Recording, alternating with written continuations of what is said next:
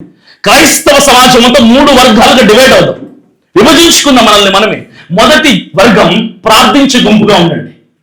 మీకు భయమైన, అసౌకర్యమైన, insecure, inferiority feeling అయినా మీరు ఇళ్ల నుంచి బయటకు రావద్దు, ప్రార్థన చేయండి. బయటకు వచ్చిన మా కోసం ప్రార్థనే చేయండి. మొదటి ఆయుధం ప్రార్థనే క్రైస్తవుడికి. రెండవ వర్గం ప్రయత్నం చేద్దాం, అఫీషియల్ గా, లీగల్ గా, చట్టపరంగా ప్రయత్నం చేద్దాం. ప్రయత్నం చేసే వాళ్ళని చేయనివ్వండి, ప్రయత్నం చేసే వాళ్ళ కోసం ప్రార్థన చేయండి. మొదటి గుంపు. ఇంకా చివరి గుంపు నాలాంటి వాళ్ళు, కుటుంబాలని, బాధ్యతల్ని అన్నిటిని విడిచిపెట్టి ప్రాణాలు గుప్పెట్లో పెట్టుకొని రోడ్ల మీదకి వచ్చి ప్రశ్నించి పోరాడి అధికార పక్షాలని, ప్రతిపక్షాలని, నాయకులని, మౌనం వహిస్తున్నటువంటి పార్టీలని నిలదీసేటువంటి మాలాంటి వాళ్ళ పోరాట యోధుల కొరకు ప్రార్థన చేయండి. ఈ 3 భాగాలుగా మనల్ని మనం విభజించుకుంటే చక్కగా గెలుస్తాం. వచ్చే ఎన్నికల్లో క్రైస్తవుల తరపున ఎమ్మెల్యేలు ఉండాలి, క్రైస్తవుల తరపున పార్లమెంట్ లో గొంతు విప్పే నాయకులు ఉండాలి, సైనింగ్ అథారిటీలో మనకంటూ అధికారంలో ఉండాలి. ప్రవీణ్ పగడాల గారు పదే పదే పదే పదే చెప్పి చెప్పి చెప్పి చెప్పి గొంతు చెప్పుకొని చెప్పి ఆ మాట ప్రజల్లోకి వెళ్ళలా.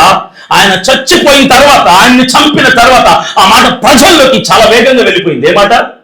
క్రైస్తవులకి సైనింగ్ అథారిటీ ఉండాలి, క్రైస్తవులకి అసెంబ్లీలో ఎమ్మెల్యేలు ఉండాలి, క్రైస్తవుల ఎంపీల పార్లమెంట్ లో ఉండాలి.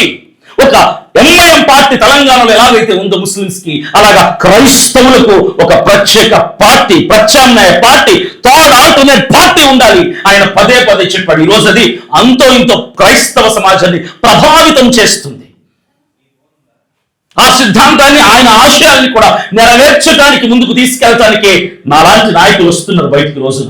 అభినయ దర్శనం ఒక్కడే కాదు, ఇంకా ఉన్నారు. నాకంటే గొప్ప వాళ్ళు, నాకంటే బాగా మాట్లాడే వాళ్ళు, నాకంటే ధైర్యం ఉన్న వాళ్ళు, నాకంటే సత్తా దమ్ము కలిగిన వాళ్ళు ఉన్నారు, వస్తున్నారు బయటికి. అలాంటి వాళ్ళను తయారు చేయడానికి నేను వచ్చాను.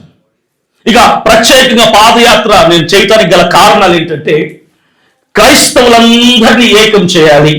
మొట్టమొదటిది, సార్ మీ డినామినేషన్లు వేరైనా, మీ సిద్ధాంతపరమైనటువంటి భేదాలు వేరైనా, మీ ఆలోచనలు వేరైనా, మీ సంఘాల పేర్లు వేరైనా, మీ భాషలు, యాసలు వేరైనా, మనమంతా క్రీస్తు రక్తం, ఒక్క రక్తములో కడగబడిన రక్త సంబంధికులం, ఒక్క కుటుంబం. We are one family.